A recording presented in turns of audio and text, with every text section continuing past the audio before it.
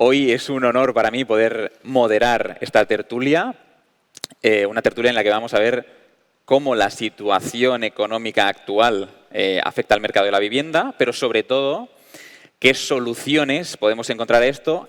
Y voy a pedir a los tertulianos que ahora presentaré que se mojen, ¿vale? Porque, bueno, pues hemos conocido un poco a raíz de la ponencia de Juan Ramón, ¿no?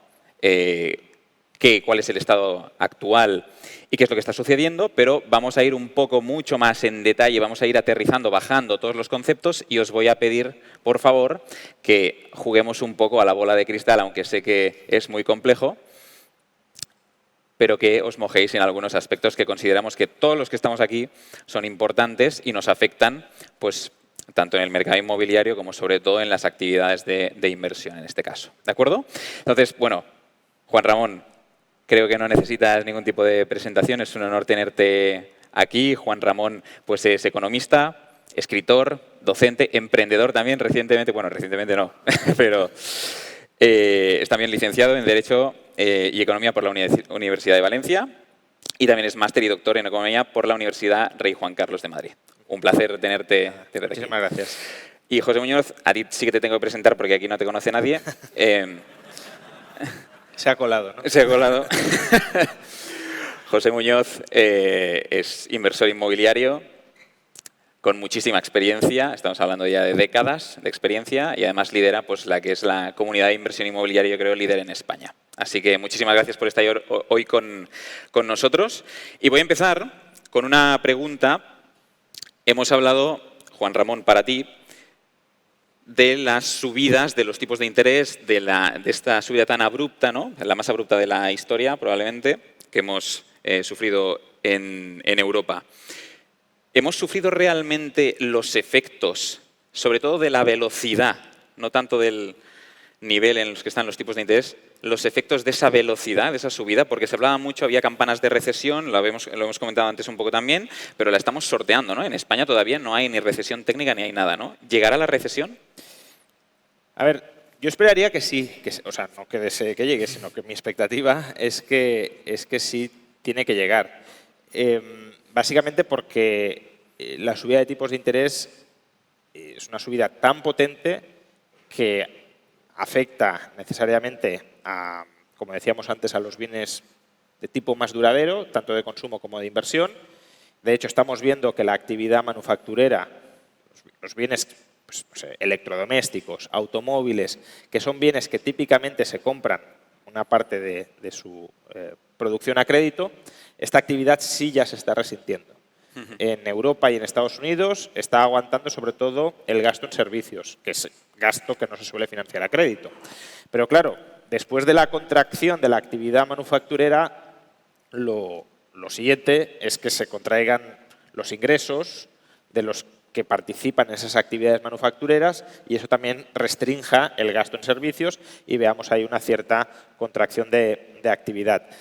Es verdad que no lo estamos viendo del todo, pero en parte, al menos en Estados Unidos, por lo que os comentaba antes, porque el déficit público se está volviendo a disparar. Es decir, estamos en déficits públicos que si los anualizáramos estarían en torno al 7-8%. Claro, es que es un déficit público gigantesco. Y eso pues, contrarresta cualquier tendencia recesionaria que nos podamos enfrentar. Pero al final, supongo que el déficit público comenzará a remitir en algún momento, tipos de interés altos y déficit público no tan estimulante, sí que veremos, creo yo, un cierto estancamiento de la actividad. Claro, hablábamos de esas subidas de los tipos, con lo cual pues, se espera pues, una bajada de la demanda, pero sigue sin haber oferta, ¿no? José, tú tienes sobre todo el termómetro de las inmobiliarias. ¿Hay oferta? O sea, ¿qué te cuentan exactamente?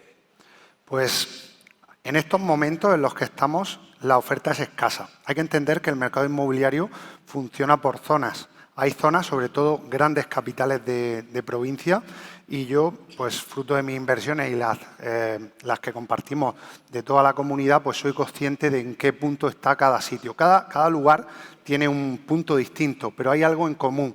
Capitales de provincia, Madrid, Barcelona, Valencia, es notorio, es público que ahora mismo la oferta se ha reducido muchísimo. Y pues hace muy poco, en julio de este año, estuve, por ejemplo, en una inmobiliaria en Valencia y me decía el chico que ahí estaba que de normal, independientemente de los pisos que ellos vendiesen al mes, tenían como unas 300 y pico viviendas a la venta. En estos momentos tenían 80. Ahora mismo la sensación, como digo, va por zonas, pero es que la oferta es limitada. Entonces ahora me permites hacer el ping-pong, el partido de tenis aquí un poco. Claro, si no hay oferta, está bajando la demanda, pero si sigue sin haber oferta, ¿bajarán los precios realmente, Juan Ramón, o no? Bueno, eso es un poco lo que comentaba antes, ¿no? La subida de tipos de interés en bienes tan duraderos de consumo y de producción como es la vivienda afecta a ambos lados del mercado. Afecta a la oferta y afecta a la demanda. Afecta a la oferta porque el mayor tipo de interés es un mayor coste de financiación para producir o para rehabilitar vivienda, lo cual reduce la oferta. Y también afecta a la demanda porque, obviamente, encareciendo el precio del crédito, se compra menos vivienda. Pero además, como también hemos comentado, el hecho de que hayan subido tan rápido los tipos de interés está generando una cierta preservación de los stocks de vivienda de segunda mano por parte de aquellos que están hipotecados. Es decir, en lugar de sacarlos a la venta para amortizar su hipoteca y contratar una nueva hipoteca a los altos tipos de interés actuales, esa operación se cancela o se congela y, por tanto, stock potencial de vivienda de segunda mano que en circunstancias normales saldría como parte de la dinámica de mercado, ahora mismo está retenida porque, como lleva adjunta una hipoteca en condiciones muy ventajosas, nadie quiere renunciar a esa hipoteca en condiciones ventajosas para meterse en ese océano de tiburones de altos tipos de interés que es ahora mismo el mercado hipotecario, ¿no? Totalmente. Suponiendo que los precios empezasen a bajar o pudieran bajar, ¿no? ¿Dónde, es decir, en qué zonas consideráis que podrían bajar más o menos y en base a qué? Yo, para mí, los precios bajarán hasta que se produzca ese equilibrio entre oferta y demanda. Es obvio que en las grandes capitales hay siempre más demanda. En otras zonas pues menos pobladas, con menos trabajo, hay menos demanda. Y ahí tienes que ver la circunstancia de la oferta. ¿Cuánto se pueden ajustar? Pues para mí hay 3 factores. El primero, el que apuntaba Juan Ramón, es claro. Es decir, si tenemos un escenario de tipos altos, hay una fuente que aumenta la oferta, que es lo que llamamos en el mercado inmobiliario el cliente de reposición, que está esperando. Es decir, yo acabo de tener mi segundo hijo, mi tercer hijo, o quiero cambiarme de vivienda, pero, ostras, tengo una hipoteca al 1,5 y ahora se me va a ir al 7. Pues, oye, vamos a esperar y, claro, me espero a comprar la otra vivienda, pero no saco la mía al mercado. El segundo factor es lo que vimos en la anterior crisis y es lo que tiene que ver con los efectos de la crisis. Cuando las cosas vienen mal, lo que se hace pues es liquidar, cambiar esa vivienda de la playa. ¿Qué pasa aquí? Que claro, cuando uno ha comprado una vivienda en la playa o su vivienda y no puede pagar la hipoteca o tiene problemas de pago, lo primero que hace pues es intentar, y eso lo vimos en la anterior crisis, porque a los bancos también les interesa, en vez de afrontar el problema, es, oye, voy a intentar aplazarlo. Se cometen, y se cometieron en aquel momento, espero que ahora no, pues lo que yo llamo, en términos que no son económicos, sino más del negocio, patadas para adelante. Clientes que estaban desde el punto de financieramente que no iban a tener capacidad y en lugar de afrontar pues una dación en pago, lo que fuese, lo que se hizo es, oye, te doy una carencia y hacia adelante. Entonces, ¿qué pasa? Que esa manera de actuar muy de aquí hace que esa segunda vía, que sacaría viviendas, como ya vimos, pues no sabemos cómo será en este momento y luego, como todavía no ha llegado esa recesión, pues todavía no se están produciendo esa entrada al mercado de la oferta. Y para la tercera vía, para mí, que puede marcar la diferencia es qué van a hacer los grandes tenedores de vivienda, es decir, fondos, sobre todo, porque ya esas viviendas no están en manos de bancos, y la Sareb. ¿Qué va a pasar con toda esa oferta? Está claro que los fondos tienen pues un sistema de gestión profesionalizado, organizado, atienden a mucho criterio y han ido sacando ese estocaje que cogieron pues, en todos estos años, a partir del 10, 11, 12, y han ido sacándolo paulatinamente, saneando. Hay que entender aquí también el impacto que tiene nuestro sistema judicial. Desde que se produce el impago hasta que realmente está la propiedad para venderla, pasa a veces muchísimo tiempo. Entonces, los fondos parece ser que tenemos que ver cómo van a reaccionar ante estos ataques, porque nuestra administración en los últimos tiempos les ha puesto nombre, apellidos, los ha señalado. Hemos tenido noticias de que muchos de ellos están planteando desinvertir. Eso haría que hubiese oferta. Y luego está ese famoso gran actor o actor que no termina de aparecer, que es la Sareb. ¿Qué va a hacer la Sareb con todas esas viviendas, que tiene muchas? ¿Cuándo lo va a hacer? Porque si se saliesen todas esas viviendas allá donde las tienen, porque, ojo, no las tienen en todos lados, que nadie espere que pues, en Paseo de la Castellana, en Madrid, salgan, porque las viviendas están donde están. Entonces, en esos micromercados, en esas zonas donde salgan, pues sí que en momentos puntuales ajustará. Y para mí esos son los 3 factores que harán que realmente pues, podamos tener o que haya un ajuste mayor o menor de los precios. Hablemos de ese ajuste. Más como trataba de explicar antes, quizás estemos muy influidos por la última crisis inmobiliaria y nos planteemos todos, ¿cuándo llegará un escenario de corrección de 30%, 35%? Eso es una rareza histórica absoluta. Entonces, tampoco nos planteemos que eso tiene que volver en algún momento. No. ¿Puede haber ajustes de precios? Sí. Pero históricamente lo habitual en mercados que no experimentan un desequilibrio brutal entre oferta y demanda, y creo que ahora mismo el mercado español claramente no tiene un desequilibrio en favor de la oferta frente a la demanda, lo habitual en crisis es pues, o que no caigan los precios en términos nominales y caigan algo en términos reales, o que si caen en términos nominales caigan unos pocos puntos, pero no las barbaridades que vimos en la anterior crisis.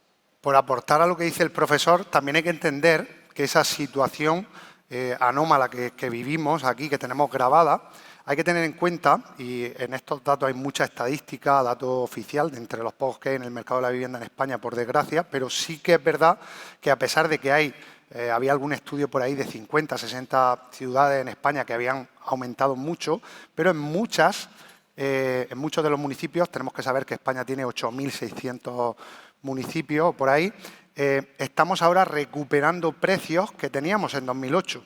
Ojo, porque no solo eso fue anómalo, sino que los precios que tenemos ahora, teniendo en cuenta todos estos años, inflación y demás, volvemos a tener en algunos sitios precios de hace... Y recuperación nominal, claro, pero real con toda la inflación ni siquiera, ¿no? Entonces, claro, es que ese desequilibrio fue tan grande que no esperemos que se vuelva a repetir y no estemos como esperando a invertir pensando en, bueno, yo cuando caiga un 30% compro, ¿no? Ahí compro.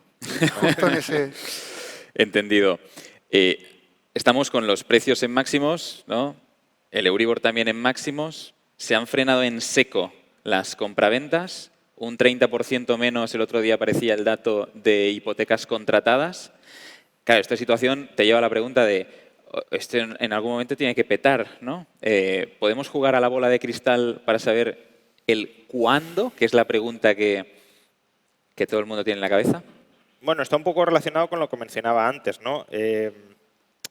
A ver, claro que hay menos operaciones, pero si el vendedor tampoco tiene ninguna prisa en vender, o al contrario, prefiere no vender porque quiere quedarse con su hipoteca, o no hay un aumento significativo de la oferta de nueva vivienda porque se terminan de liquidar las promociones existentes y no se reanuda el ímpetu promotor, precisamente también en este contexto de altos tipos de interés, pues no tienen por qué ajustarse los precios. Al final, los precios de la vivienda, y recojo una pregunta interesante que se ha hecho antes, guardan una cierta relación con el precio del alquiler. Entonces, el precio del alquiler es lo que te marca, spot, digámoslo así, la escasez de habitación o de habitaje que hay en un determinado mercado local de la vivienda. Entonces, si el precio del alquiler no baja, y creo que prevemos que no va a bajar, pues esto es como en bolsa. El precio del alquiler te da algo así como el beneficio por acción en bolsa, métele un PER, un múltiplo de 15 o de 20, en el mercado inmobiliario es algo más alto, y tendrás más o menos el valor fundamental de la vivienda. Entonces, si no hay un proceso de liquidación forzada de vivienda, no tiene por qué desviarse a la baja sustancialmente el precio de mercado del valor fundamental, aunque no haya operaciones. Las pocas que haya se realizarán a precios cercanos al valor fundamental y ya está. Y si se tienen que realizar por debajo y no hay necesidad de vender, pues no se realizarán operaciones porque nadie querrá mal vender si no tiene necesidad. Y por encima, pues obviamente en este contexto complicado, pues tampoco. Yo quiero aclarar primero que el hecho de que se bajen las hipotecas, evidentemente va en relación con las compraventas, pero también tenemos que tener en cuenta el indicador de que en los últimos años cada vez se compra más de contado. Es decir, van relacionados, pero operaciones sigue habiendo. Para mí, la clave es qué va a pasar con la oferta. Esas tres variables que decía antes. Hay que estar más atento a si se activan esos impulsores de oferta y ahí es donde se producirá ese cambio. Y evidentemente tenemos que entender que la inversión en vivienda, la compra de vivienda es un producto de necesidad y que a pesar de que se tiene una parte económica, de apoyos, de tipo, la persona que hoy está en Valencia, en Madrid, en Galicia, tiene que comprar una vivienda, pues ¿qué hace? Como aportaba Juan Ramón, ¿qué me cuesta esa vivienda en alquiler? ¿Qué pasa? La situación que estamos viviendo, que ahora entraremos en el mercado del alquiler, hace que haya poca oferta y mala. Independiente que el tipo esté en el 3, en el 5, en el 7, lo que las personas van a ver es de manera objetiva. Es decir, si este piso me cuesta a mí 1.000 euros en alquiler y no lo tengo y tengo la necesidad porque la vida va pasando y yo necesito una vivienda, pues voy a valorar la opción de compra. Y en la compra ahí miraré no tanto el tipo de interés, sino la cuota. Entonces, en función de los precios, porque no son los mismos en los puntos de España, habrá zonas, por ejemplo, muchas zonas de Andalucía, muchas ciudades que están por debajo de 50.000 habitantes, donde el precio medio está en los 100 y algunos 1.000 euros, donde las cuotas, a pesar de que el tipo sea alto, pues son asumibles por las familias, porque estás en los 600 euros de hipoteca, en los 400, 500, 800, y va a haber personas que, aunque financieramente digas, es que no tiene sentido que compre, pues van a comprar porque necesitan esa vivienda, ¿no? Entonces, tenemos que estar atentos, en resumen, a cuándo se va a producir la entrada de oferta y qué está pasando en mi micromercado en ese momento. ¿Qué está pasando? O sea, ¿se están produciendo compraventas o no? Porque a lo mejor es un buen negocio para las familias en donde yo estoy, correcto, comprar viviendas y pagar tipos del 5%. O porque donde yo estoy, las viviendas que yo estoy mirando, porque dentro de cada micromercado no todo funciona igual, la gente compra de contado. Por remarcar este punto, ¿no? Porque a veces asociamos operaciones o volumen de operaciones con evolución de los precios, pero no tienen por qué ir de la mano. En bolsa, una acción que tenga poco volumen no tiene por qué ser una acción que se desplome de precio, claro, o que tenga una tendencia a la baja. Y al contrario, una acción puede tener mucho volumen y el precio caer, ¿no? Al final es una cuestión de estimación de cuánto vale eso. Y mientras vivir en España sea caro porque haya un desequilibrio entre oferta y demanda, pues será caro vía compraventa o vía alquiler. Si no se construye y no se puede acceder al crédito, pues habrá menos operaciones. Pero eso no significa que las operaciones que haya se tengan que realizar a precios de derribo. Correcto. Hablemos de eso, hablemos de los riesgos ahora mismo a la hora de invertir, ¿no? ¿Qué riesgos veis en el contexto actual si yo estoy enfrentándome a una inversión inmobiliaria? ¿Empiezo yo? Sí. Aquí hay que diferenciar si yo estoy comprando una vivienda para mí o estoy comprando una vivienda con la visión de invertir. Son dos cosas distintas. Sí. También hay que tener en cuenta que nunca se puede comprar en el momento más bajo, que es altamente improbable, por lo que hay que poner el foco en otras cuestiones. Evidentemente, si en estos momentos tú compras con directamente viviendas finalistas que llamamos, es decir, las que están en portales, que están directamente para entrar, es posible que esos precios se ajusten. ¿Cuánto? Pues va a depender de estas variables. La cuestión es, ¿tiene sentido para ti? Yo creo que esa es la clave. Si yo estoy buscando una vivienda, he visto la vivienda que quiero para mí, que no es cualquier vivienda, sino que es la que me gusta, oye, si el año que viene vale un 10% menos, ¿es buena operación hacerla ahora mismo? Porque es posible que en 5 años valga un 10% más de lo que me ha costado. ¿Realmente tiene sentido? Sí, lo vemos desde el punto de vista del inversor, ahí cambia la cosa, porque ahí la cuestión, ahí ya vamos más a la parte de números. Si inviertes como invertimos nosotros, que no compramos viviendas que realmente están en el mercado, sino que compramos las viviendas que no están, esas viviendas que tienen anomalías, problemas, pues que hay que reformar, que están ocupadas, que, en fin. Pues si compras con ese enfoque, realmente, evidentemente, estamos en tiempos donde hay incertidumbre, pero también tenemos que recordar que esos son los tiempos donde más margen hay. Tú ahora, en este momento, es más fácil que te acepte un fondo una oferta porque han bajado las compraventas. Si tú compras teniendo en cuenta esa anomalía, pues con descuentos por encima del precio que estamos viendo ahora mismo, de un 30, de un 40%, que son pues, los costes operativos. Recordemos que cuando uno compra una vivienda se pagan impuestos, que tú reformas, aportas valor en la vivienda, inviertes dinero y luego pues tienes un margen, evidentemente, como toda actividad. Claro, si tú compras con ese enfoque, si tú eres capaz de poner el foco ahí, pues hay evidentemente riesgo, como en toda inversión, pero digamos que pues es siempre buen momento. Sí, hombre, riesgos obviamente siempre hay en todo, ¿no? Pero yo creo que aquí el riesgo, sobre todo de compraventa con mentalidad inversora, es un riesgo más quizá de operativa.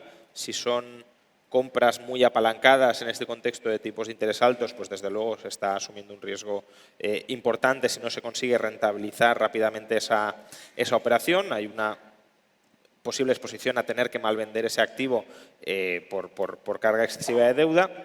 Y si uno compra apalancadamente o no, pero si uno compra para alquilar, pues claramente el riesgo más importante que hay hoy sería regulatorio. No sabes qué te puede pasar con esa vivienda, ya no el año que viene, sino en los próximos 5 o 10 años, porque no hay estabilidad regulatoria y además los cambios regulatorios parece que son progresivamente a peor. Congelar alquileres, restringir el tiempo durante el ampliar forzosamente, restringir el tiempo durante el cual tú puedes disponer o durante el cual el inquilino tiene que disponer de la vivienda, etcétera. Es decir, reducir la autonomía del propietario a la hora de formalizar contratos y, por tanto, te controlan precios y te controlan condiciones, pues, se puede convertir en un activo en ciertas condiciones tóxico, ¿no? Ahora os preguntaré sobre regulación. Si os vierais en la tesitura, ahora, ¿compraríais, esperaríais o venderíais? A ver, depende la situación, ¿no? Pero por complementar algo que ha dicho antes José, sobre el mejor momento para invertir en inmobiliario, a ver, siempre puede haber oportunidades, ¿no? Pero digo, el momento de manual, el decir, oye, me meto aquí, suele ser después de una recesión, cuando los bancos centrales están bajando o están empezando a bajar tipos de interés para estimular la economía, porque ahí se mezclan dos ventajas, ¿no? Probablemente los precios se hayan ajustado a la baja y además el coste de financiación es el mejor posible. Claro, suele ser un momento en el que hay mucho paro, en el que puede haber habido descapitalizaciones personales, pérdidas de activos, liquidaciones de activos, concursos, etcétera, y por tanto muy poca gente en ese contexto tiene la liquidez o la capacidad de endeudarse para hacer operaciones importantes. Pero si uno la tiene, ese suele ser el mejor momento coyuntural para hacerlas. Si hablamos para mí de vender, este es el mejor momento para vender y es mejor que el mes que viene o de aquí a 3 meses. Eso está claro porque esta incertidumbre, pues a pesar de que el mercado aguanta, pues yo lo llevo diciendo ya un año y yo las cosas que tenía que vender, hace ya un tiempo que hice algún vídeo, dije, es el momento de vender porque sí que vemos un punto de inflexión. Para comprar, si yo estoy comprando la vivienda para mí, yo lo que digo es, oye, ¿tiene sentido para mí? Y no hay que ser economista. Vamos a ver, ¿yo qué gano? ¿Qué puedo pagar? No quiero ganarlo todo. Voy a ver con el banco, ¿me dan tipo fijo? ¿A cuánto? ¿Lo puedo pagar? Oye, cógelo y si tiene sentido entra. Porque a lo largo de esos 10, 15, 20 años que tú puedes tener una vivienda para ti, tenemos que tener en cuenta que la situación va a hacer que el impacto que tiene tu ingreso, la cuota de hipoteca, el tiempo va a hacer que cada vez sea mayor. Si ahora mismo coges una hipoteca que aunque te digan que es, ostras, qué disparate, que no, pero si tú ahora mismo estás cogiendo una hipoteca que puedes pagar y que además, pongo una cifra, pago 1.000 euros al mes, pero es que las viviendas en alquiler están en 800, en 900, en 1200. Si tiene eso sentido para ti, adelante, porque es posible que además esa vivienda que te gusta, que tiene las vistas que quieres, que está en el sitio que quieres, no esté de aquí a un año y medio. Si hablamos de comprar para invertir, claramente, si compras con este enfoque del problema, va a ser siempre buen momento. ¿Por qué? Porque en momentos donde es difícil o cuesta más vender, suele ser más fácil comprar. Tienes posibilidad de conseguir más margen. En momentos como el que venimos ahora, que es muy fácil vender, de hecho, demasiado fácil, de entre las más de 200 operaciones en real que se están haciendo en España dentro de nuestra comunidad, por daros ese dato, los compañeros van compartiendo pues desde el inicio hasta el final. Y hay gente que dice, he vendido en un día, he vendido en 5, he vendido en 7 días. Eso no era lo habitual. Claro. Eso, cuando yo empecé en esas primeras operaciones, el año 2012-2013, que era el momento que económicamente era el más interesante, el que apuntaba Juan Ramón, era muy interesante porque estábamos en ese momento donde realmente había tipos muy, muy bajos y también había unas compraventas más bajas. Ahí comprábamos mejor y vendíamos 60, 90, 120 hasta 3, 4, 5 meses. En los últimos tiempos cuesta más comprar porque hay más personas y es más fácil vender. Objetivo a la hora de comprar, para mí claramente, si es con el prisma inversor, el que tengas ese enfoque en la anomalía, en el problema y que tengas un margen de entrada que te dé esa seguridad. ¿Hay alguna modalidad de inversión en específico que se beneficie de la situación actual? ¿Comprar, aportar valor, vender? ¿O comprar y alquiler tradicional? Claramente, porque ahora hablaremos seguramente del mercado del alquiler. Con lo que ha pasado, con lo que está pasando con el mercado del alquiler, con esa incertidumbre, ya sabemos que el dinero, me gusta esa frase de que el dinero no ataca, sino que se defiende. Es decir, tú pones unas condiciones y, ¿qué pasa? Que de momento, hay una retracción. Está claro que en momentos como este, yo lo estoy viviendo especialmente, es más fácil comprar. Yo estoy comprando y es más fácil, sobre todo a fondos en este momento, por ejemplo, ante los continuos ataques, ellos están en un plan de desinversión, también tienen menos compraventas porque lo que ellos llaman el retail, es decir, esa parte de su negocio donde le venden al cliente minorista que quiere comprar una vivienda para vivir, está bajando consecuentemente. Entonces, cuando enfocas de esta manera, ahora mismo es un gran momento para comprar, el dinero se gana en la compra, así que para mí es un buen momento. Ojo, y esto no es un consejo de inversión porque también hay más incertidumbre, hay más riesgos, tienes que tener más conocimiento, estar más preparado. Hablabas de alquileres, hablábamos antes de regulación, Juan Ramón. Nueva ley de la vivienda, ¿ha funcionado? ¿Ha cumplido su función? Bueno, a ver, es verdad que la ley de la vivienda no se aplica plenamente en toda España, por suerte, por tanto también juzgarla en función de lo que suceda ahora mismo es un juicio incompleto porque hay partes que no se pueden aplicar, como digo, por suerte, ¿no? Porque el objetivo de la ley de la vivienda básicamente es matar la rentabilidad del alquiler absolutamente. Es decir, en aquellos mercados que estén más tensionados de precios, congelar de manera indefinida el alquiler hasta que suponga una fracción menor de los ingresos personales de los individuos.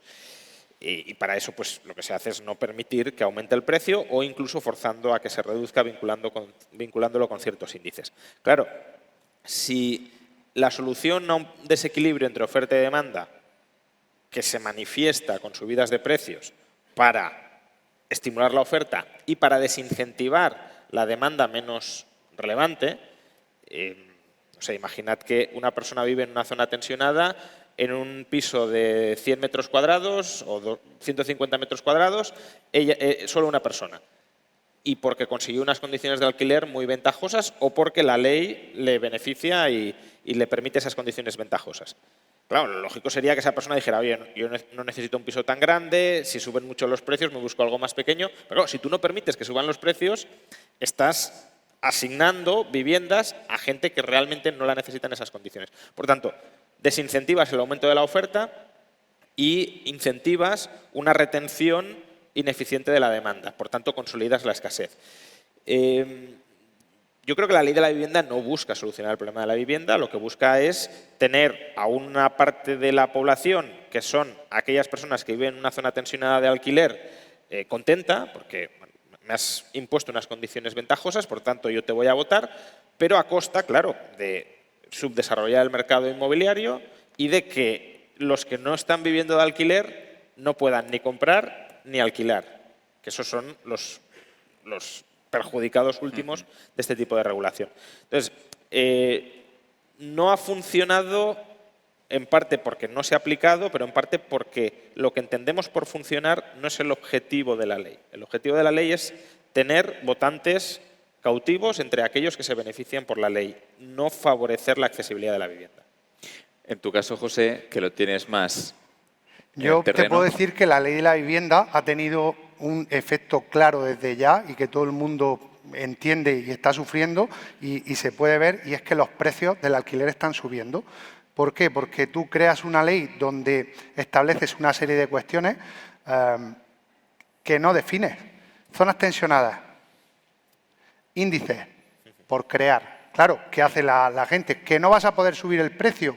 Pues lo que sale al mercado sale carísimo ante esa imposibilidad. Juan Ramón decía, oye, habría que incentivar a la oferta. Creas una ley en la que claramente, esta es mi opinión como gran tenedor, atacas a la oferta. Los que tienen que poner viviendas en el mercado, o sea, tú directamente los atacas.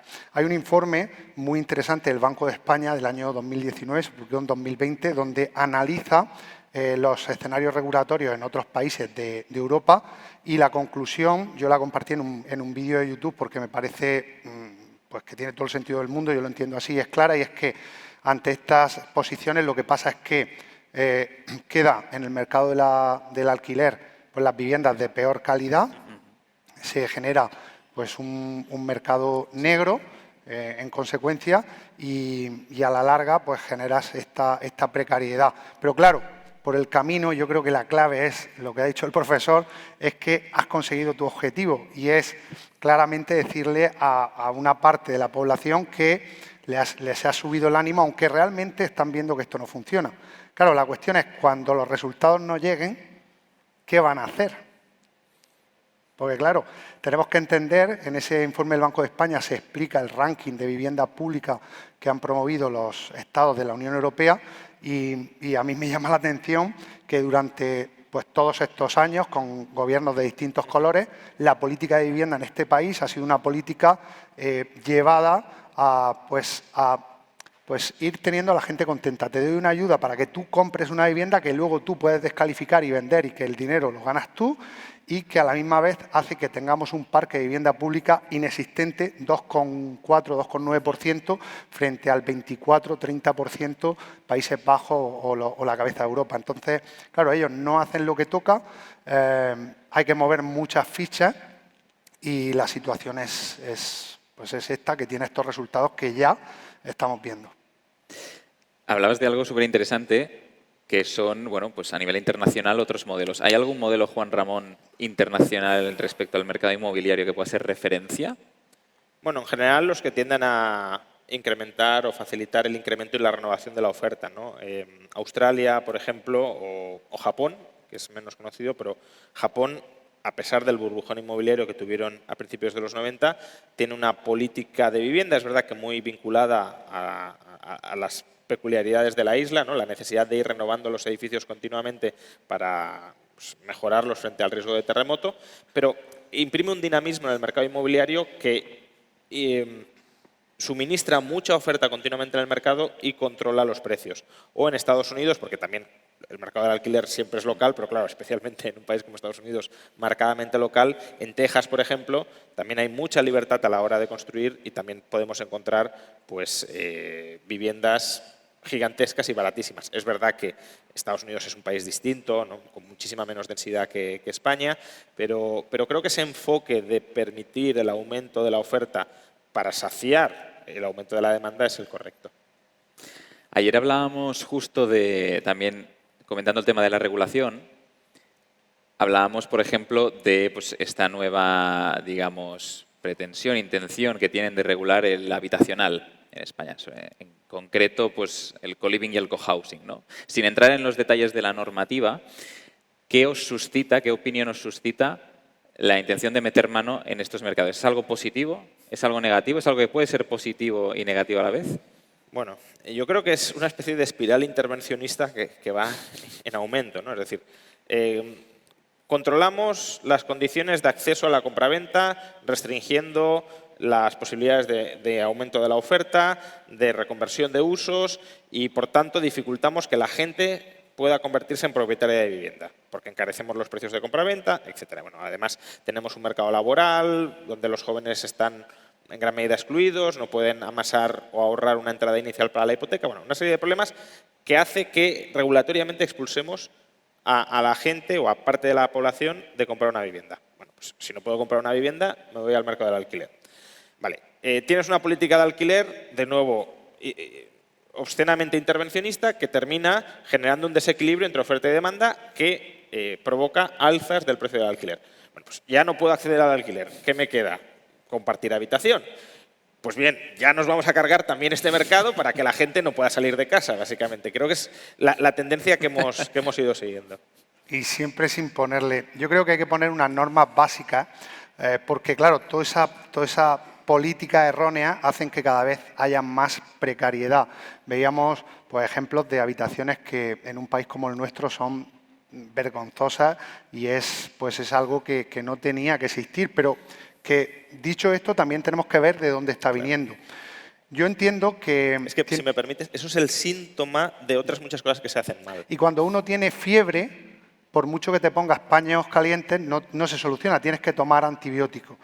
Yo sí que, con respecto a este del habitacional, que es algo nuevo, sí que entiendo que de la misma manera que hay un código técnico que legisla pues, el tamaño de las viviendas, ventilación, iluminación, sí que tiene que haber algo claro, que dicho sea de paso, en España pues tenemos un código técnico, pero luego cada comunidad aplica de una manera y a pesar de ser parecido, pues la vivienda mínima en Madrid está en tantos metros, en Murcia en los no sé cuántos, en Barcelona. Entonces sí que creo que tiene sentido que haya como unas normas claras de una habitación tiene que tener como mínimo estos metros, tiene que tener una ventana, tiene que tener iluminación, tiene que ser de estas características, si no, no es habitable, tiene que haber tantos baños. Yo creo que esas reglas sí que se tienen que definir. Genial. Hemos hablado como de muchos problemas, de muchas cosas, ¿no? Pero sobre todo vemos muchos problemas en la constelación de cosas que hemos hablado. Vamos a hablar de soluciones, ¿vale? Hablabas de aumentar la oferta, Juan Ramón. ¿Qué tendría que pasar en España para que aumentase la oferta? Antes de esto, si me permites, por visibilizar la magnitud del problema, porque a veces nos quedamos en que, bueno, pues es un problema que suban los precios de la vivienda porque se dificulta el acceso a la vivienda, pero como si fuera, es el único problema, que yo quiero una casa y no puedo acceder a ella. Pero realmente que no podamos devenir propietarios, o al menos que no tengamos un espacio en el que residir que sea fácilmente accesible y barato, es muy dañino para la economía por muchas razones. Primero es dañino porque gran parte de los réditos de la economía productiva son absorbidos por los terratenientes de vivienda. Una ciudad como Madrid. A una ciudad como Madrid acuden pues, personal altamente cualificado a vivir. Claro, si no hay espacio para que esas personas altamente cualificadas vivan, ¿qué sucede? Que los precios de la vivienda aumentan. Si los precios de la vivienda aumentan, la parte del salario de estos trabajadores altamente cualificados que destinan al pago de la vivienda crece. De modo que el arrendador está absorbiendo parte del salario de estos trabajadores que deriva o que es una remuneración de la formación que han recibido. Y claro, si la formación se vuelve menos rentable después de pagar la vivienda, para los trabajadores hay menos incentivo a formarse. ¿Para qué me voy a formar ingeniero de lo que sea si me tengo que ir a vivir a Madrid? Claro. Y al vivir en Madrid, mi salario después de pagar el alquiler o de pagar la cuota de la hipoteca, si me lanzara a comprar, es más bajo que si no me formo y me quedo en mi pueblo, ¿no? Entonces, los altos precios de la vivienda son un desincentivo a la formación. Luego, el hecho de que uno no pueda acceder a la propiedad inmobiliaria en un país como España, donde el activo predominante en las carteras de la población ha sido el inmobiliario y donde no existe cultura financiera muy extendida para invertir en otro tipo de activos, significa que tenemos masas crecientes de población descapitalizadas. Y eso es gente que depende absolutamente en cualquier coyuntura adversa de que los demás, normalmente a través del Estado, le den, porque no tienen ninguna autonomía para aguantar, pues, perder el empleo o un gasto extraordinario, porque no tiene patrimonio, no tiene ahorro a largo plazo. Y el vehículo tradicional en España de ahorro a largo plazo ha sido la vivienda y ni siquiera se está pudiendo afrontar por ese lado. Y luego también hay un problema casi de equidad intergeneracional, en el sentido de ¿quiénes son los propietarios de vivienda? Pues las personas que han ido ahorrando a lo largo de toda su vida y que ya van teniendo una edad. Los jóvenes no son propietarios de vivienda, nunca lo han sido generalizadamente porque no han tenido tiempo para ahorrar, pero si no pueden acceder y convertirse en propietarios, conforme vayan madurando sí que se irán enfrentando a ese problema de estos son los propietarios, yo no soy propietario, no puedo convertirme en propietario, voy a reclamarle al Estado que intervenga en mi favor cargándose además el mercado. Entonces, creo que es un problema, y además vinculado también con la natalidad, por ejemplo, que afecta a múltiples dimensiones y que es urgente solucionar. ¿Cómo solucionarlo? Aumentando la oferta. Es que, o sea, este es el principio general, pero es que si hay un desequilibrio entre oferta y demanda y falta oferta porque hay mucha demanda y falta oferta en determinados puntos del país, pues es que la única forma de solucionarlo es aumentando la oferta. ¿Cómo se puede aumentar la oferta? Pues la oferta se puede aumentar horizontalmente, es decir, liberalizando más suelo para que se construya más, o se puede aumentar verticalmente, liberalizando las normas urbanísticas para que se pueda construir edificios más altos. Que algunos dirán, yo no quiero en mi ciudad edificios más altos. Vale, pero entonces vas a tener precios de la vivienda más caros. Es decir, entendamos cuál es la consecuencia de no querer esto último. Y luego también posibilitar que edificios ya construidos y que tienen asignados otros usos, por ejemplo, locales comerciales, se reconviertan en viviendas si es más rentable la vivienda que la actividad comercial. Claro. José, desde el punto de vista...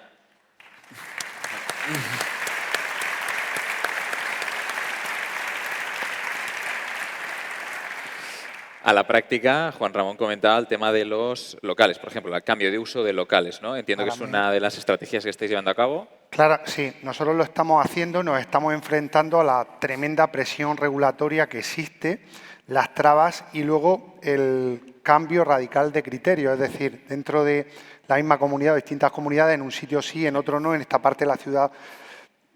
Yo creo que hay que aumentar la oferta y hay distintas formas, pero una forma rápida de hacerla, pues la que surge siempre, oye, construir nuevas viviendas, pero claro, la construcción de nuevas viviendas implica inversiones grandes, implica muchos factores e implica 2 o 3 años a que eso llegue, ¿no? No se escuchan desde ninguna de las pues, actores políticos, fuerzas políticas que hay en este país, soluciones que tengan una implicación más barata y con resultados más cercanos en el tiempo. Para mí, por ejemplo, los locales que con los cambios que estamos teniendo en la sociedad de consumo, no es nuevo que pues, en cualquier punto de España tú ves que hay locales que no llevan un año cerrados, que llevan ya años cerrados y que no va a haber ahí un comercio. Entonces, hay que establecer unas normas, evidentemente, pero unas normas claras, unánimes, de dónde se puede transformar ese local. Y que, por ejemplo, que un detalle que hace que muchas transformaciones donde se puede no se lleven a la práctica, que es la salida de humo, pues que se le dé una solución. En Madrid, en Murcia, por ejemplo, se permite pues, un tipo de campana que no necesitas una salida a la terraza. Al final es facilitar, cumpliendo normativa, que realmente estos locales que están vacíos pues se puedan poner en el mercado. Esa sería la primera, convertir locales en viviendas es una manera rápida de tener viviendas. Si además incentivamos estas operaciones, pues ¿cómo? Aquí siempre en España viene la idea de la ayuda, cuando realmente es mucho más sencillo, no hace falta dotar de fondos. Tú puedes hacer cosas tan sencillas como, oye, cuando tú compras una vivienda para ti, pues pagas unos impuestos. ¿por qué no quitas esos impuestos o reduces esos impuestos a los que vayan a poner viviendas en el mercado? ¿Por qué no dices, señores, señoras, los que vayan a poner viviendas en el mercado que no paguen ITP? Tenemos que tener en cuenta que este impuesto está en torno, en muchas comunidades, al 10%. O sea, es que son 10.000 euros que van ahí. También se pueden establecer cosas que ya se están haciendo en algunas comunidades, por ejemplo, Madrid, Barcelona, Andalucía, donde hay un tipo reducido para el que compra una vivienda y la vende en un periodo determinado. Y hay gente que enseguida, como hablan de oída, que es lo que pasa, se echan las manos a la cabeza y dicen, claro, vamos a ver, si el tipo es el 10 en Barcelona, una persona paga el 3 si vende en 3 años y otro paga el 10, estoy recaudando un 10 más 3, 13. Claro, si esa persona no vende en 3 años, le voy a cobrar el 10 con intereses. Por tanto, aquí ganan todos. Yo creo que ese tipo de medidas fiscales pues aplicadas a que movilizar pues a la cantidad, lo hemos visto en los últimos años, que gran parte de las compraventas las generan personas como las que están aquí, personas de las que forman parte de nuestra comunidad, personas que son pequeños inversores, ahorradores que han visto en la vivienda pues una vía de complementar su salario, de crear un patrimonio, de generar seguridad, tranquilidad para ahora y para el futuro. Esa sería para mí la segunda vía, y por dar una tercera, que es fundamental, es dotar a la justicia, por fin, de medios para cumplir la ley, porque la ley existe, la ley funciona, lo que pasa es que, como no hay medios, tarda muchísimo tiempo en que se haga esa justicia y se genera una sensación que es conocida por todos de que no hay un respeto de la propiedad, de que no te van a pagar. Si realmente hubiera una seguridad jurídica y evidentemente alguien que pues no cobra recupere su vivienda y en un país como este, que hay vivienda pública, que hay servicios sociales, pues hubiera una vía para esa persona que evidentemente no podemos dejar en un país como este por el camino y que habrá que darle un programa que no es vivienda gratuita. Aquí se ha entendido un alquiler social como algo para toda la vida, ¿vale? No es eso, porque no es sostenible y porque no se puede, pero si esa seguridad jurídica, que, insisto, no hay que hacer nuevas leyes, es que, insisto, están ya creadas. Lo que hay que hacer es dotar de medios a la justicia en España, que como vemos no los tiene porque cualquiera, y adelanto algo que quizás para algunos no es conocido, a ti te dejan de pagar, la ley funciona, el tema está en que un procedimiento se va 6, 8, 10, en el mejor de los casos, y en la misma población te cae en un juzgado distinto, en vez de en el 1 te cae en el 4 y se te va 2 años. Total. Las huelgas que tenemos en este momento, pues principalmente van en esa línea. Entonces, con estas 3 vías para mí, es decir, locales que están sin uso, facilitar con una normativa la que tenga que ser, pero clara y implantada en el país, con esa seguridad jurídica y con incentivos a los que tienen que poner la vivienda. En los últimos años ningún gobierno ha sido capaz de poner un parque de vivienda pública, pero es que no nos olvidemos, la vivienda pública como tal no funciona. Somos incapaces de llegar, de que ningún Estado ponga las viviendas que hacen falta. Necesitamos que el sector privado, y más en España, aprovechemos lo que tenemos, no lo que no tenemos. Somos un país donde el particular, el pequeño ahorrador, ha visto en su casa, en su familia, en su entorno, que comprar una vivienda y poner el alquiler es un buen negocio. Aprovechemos eso, démosle la seguridad que necesitan para que esas personas sigan, como se ha hecho hasta ahora, y ampliándolo, porque hacen falta muchas más viviendas, poniendo viviendas en el mercado. Buenísimo.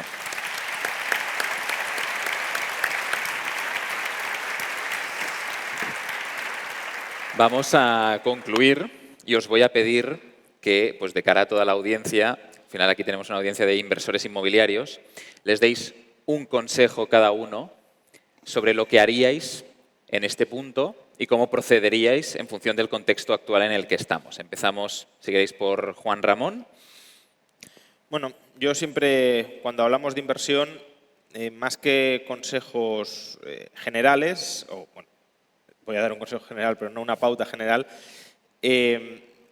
todo inversor ha de conocer muy a fondo y muy bien aquello en lo que está invirtiendo. Y no solo, esto puede parecer un tópico, pero no lo es, no solo porque a la hora de tratar de conocer o estimar las oportunidades de rentabilidad o de negocio, has de tener información, obviamente, sobre ese activo, sino porque Precisamente porque toda inversión está muy sometida a incertidumbre, una cosa es lo que tú has planeado que va a suceder cuando inviertas y otra cosa muy distinta es lo que termine sucediendo.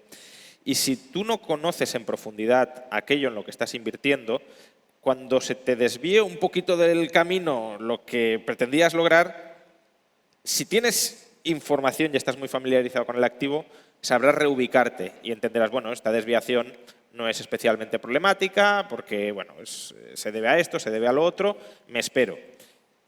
O lo reoriento de esta otra manera. Si no tienes información, si simplemente te habían dicho, oye, invierte en esto que puede ir bien, oye, no está yendo bien, ahí es cuando se cometen los mayores errores de inversión.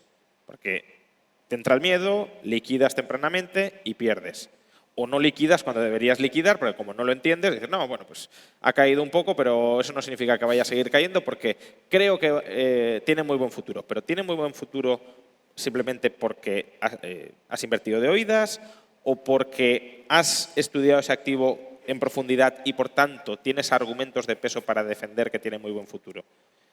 Y si estás convencido de tu tesis de inversión y eres capaz de adaptarla a entornos cambiantes con el conocimiento que tengas sobre esa tesis de inversión, pues adelante con ella y ahí es donde se tiende a tener éxito. Cuando no se tiene una tesis de inversión bien definida es cuando o por vender o por no vender terminas perdiendo. Totalmente. Gracias, Juan Ramón. José. Toda inversión conlleva riesgos. Una inversión conlleva siempre riesgos y en momentos de incertidumbre todavía más riesgos. Eso hace que alguien que se plantea una inversión pues necesariamente siente miedo. Y yo siempre digo que el conocimiento es el antídoto del miedo. En el momento que tú tienes el conocimiento necesario, tú mismo entiendes que ha llegado el momento de dar ese paso. Hay personas que lo dan antes, hay personas que lo dan después, pero la clave es poner el foco en, como estamos haciendo ahora, en escuchar, en informarte y luego en tener esa, en conocer, como decía Juan Ramón, ese activo en profundidad, en entender ese mercado. A partir de ahí, pues tienes que tomar la decisión sabiendo que la primera operación o las primeras operaciones son en las que más se aprende y en las que menos se gana, sabiendo y dando por hecho que vas a cometer errores, pero entendiendo que pues, en el futuro, pues como todo, lo aprovecharás y lo tendrás. Creo que es necesario, de hecho yo creé mi canal de YouTube, inicié esta comunidad porque entendí que en el momento actual en el que estamos en España, este cambio que ha traído esta nueva generación, este mercado de la vivienda, estos retos que hay, necesariamente hacen falta muchas viviendas en alquiler, necesariamente este mercado se tiene que profesionalizar y es una oportunidad grandísima para pequeños inversores, para pequeños ahorradores que, asumiendo todo esto que he dicho, que no se trata de, venga, métete, sino asumiendo todo esto que he dicho, hay una oportunidad muy grande para ganar, para generar un patrimonio, a la misma vez que entre todos construimos un mercado mejor y en el que, insisto, necesariamente, a pesar de las opiniones que se vierten, pues con fines muy electoralistas, partidistas, aquí esto tenemos que hacerlo entre todos. O sea, esto no lo va a resolver ningún gobierno, esto tenemos que resolverlo entre uno y otro. Hay una oportunidad para uno, evidentemente van a invertir su dinero y la consecuencia será de que generen un patrimonio a la misma vez que ponen viviendas en el mercado, generan esa oferta que hará que tengamos un mercado estable, sin subida de precios y en las que hoy, cuando cualquier persona piense en su futuro, pues elija una carrera en base de lo que esa persona puede aportar a la sociedad, en base a lo que los premios que pueda obtener de su esfuerzo y que el hecho de tener que mudarse a Madrid, a Barcelona, pues no suponga vivir peor de lo que vives en donde estés. Muchísimas gracias, José. Juan Ramón, os pido un fuertísimo aplauso, por favor.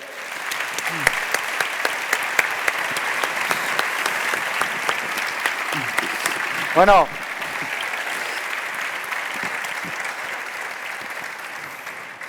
quiero dar las gracias tanto a Uri como a Juan Ramón. Han hecho un viaje largo para estar hoy aquí con nosotros.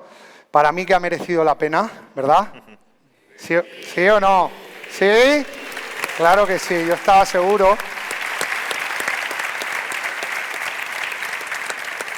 Pues eso, daros las gracias y deciros que para nosotros ha sido muy importante teneros aquí con nosotros. Como he dicho, tenemos muchos retos por delante, oportunidades, y hay que contar con los mejores, y sin lugar a duda vosotros formáis parte de eso. Así que gracias de nuevo por estar aquí. Muchísimas gracias. Gracias. Un aplauso para ellos.